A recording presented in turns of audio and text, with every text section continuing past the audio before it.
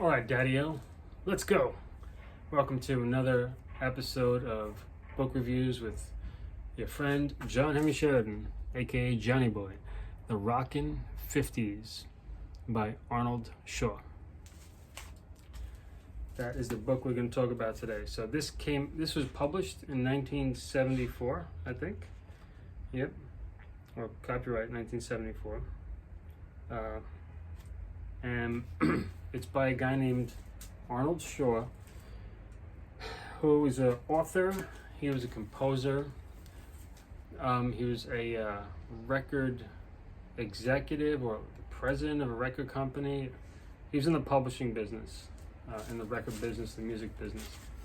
And so he was like hands-on in the scene of the Rockin' 50's as it was happening. He saw it before rock and roll took off, and he saw it during and after. So who better to write a book about it than a guy like that?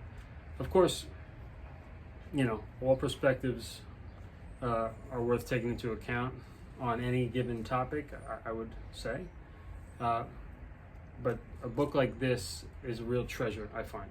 Okay, so who's this book for? This book is for people who like to read, people who are very interested in the 50's, 1950s music and music business, and people who love that history of music and stuff so much that they're willing to put up with writing that's not super understandable all the time. Here are some of the 50's artists. You got Fats Domino, Hank Williams, Kingston Trio, Johnny Ace, Bill Haley, the Crew Cuts, Johnny Mathis, there's Bo Diddley, of course Chuck Berry, Rick Nelson, Buddy Holly, Little Richard, Ray Charles, Elvis Presley. This book's kind of falling apart. It was a secondhand book. Everly Brothers. I love getting books secondhand. Jerry Lee Lewis, Paul Anka. So it really covers the whole decade. I thought it might, be partial to the rock and roll half, because basically you can understand that rock and roll is from 1955, more or less, to 59, realistically. That's really the rock and roll era. Everything after that is like a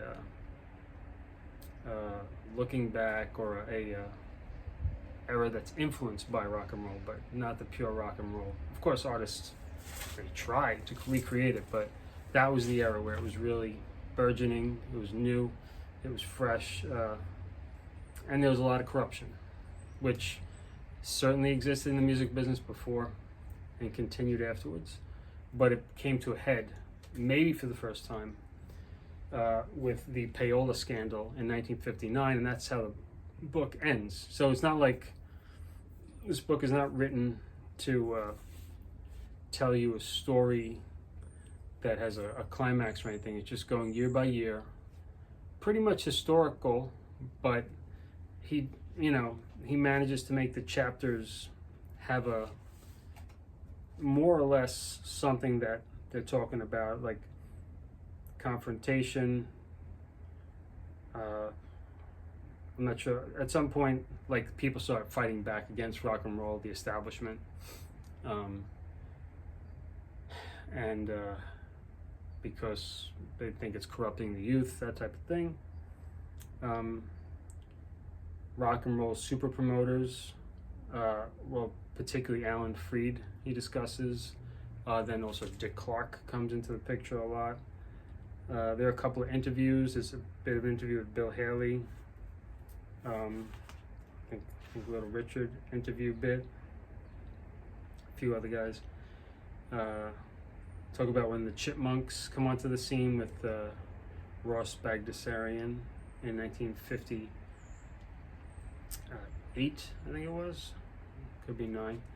And then the Beats and the Belters. So it explains that there were singers in the early 50's that kind of really started to break away from this crooning style or this very sing-song style of Frank Sinatra, Perry Como, others in that vein, and it more like they were getting closer to rock and roll, which was this like belting style. It wasn't rock and roll yet. They weren't shouting, but they're more like projecting in this more raucous way, paving the way for the screaming that, you know, someone like Little Richard exemplifies perfectly. And how the rise of the personality DJs also affected rock and roll very much. How Atlantic Records began with Ahmet Ertegun, and you know, Atlantic signed one of my favorite bands, AC/DC, in the 70s, but Ahmet Ertegun, I think, was jazz or classical guy, and someone turned him on and said, hey, you should probably start thinking about a different genre that the kids are into. And so Atlantic got involved with more popular music, even though it's not what, you know, they kind of started for, which is a good thing, because then they picked up AC/DC later on. So, you know, you learn about Elvis, you learn about Jerry Lee Lewis, Sam Cooke, Della Reese, and it talks about also how a lot about song plugging, which was a thing in the 20s. This is the same guy who wrote that 1920s music book that I review, which the name slips me, sorry. You know, it's about, there's this thing called song plugging. In the 20s, it was a certain way where you like actually play for people on the piano. But in the 50s, you know, record people or labels, management, or whatever it was, they would like go visit the DJs and kind of wine and dine them to get their artists played on the air. And this was the way the music business was run by and large. I mean, not everybody participated in this. Not everybody was approached for it anyway. But it was it's basically blackmail. And it's called payola. But this was how a lot of people got in the door, and you could think what you want of it, but it's a bit dirty, the history of rock and roll. But not payola got associated with rock and roll, but it's just the music business in general, and probably business across the board in America. Certainly at that time. Have things changed? I hope, but I don't know.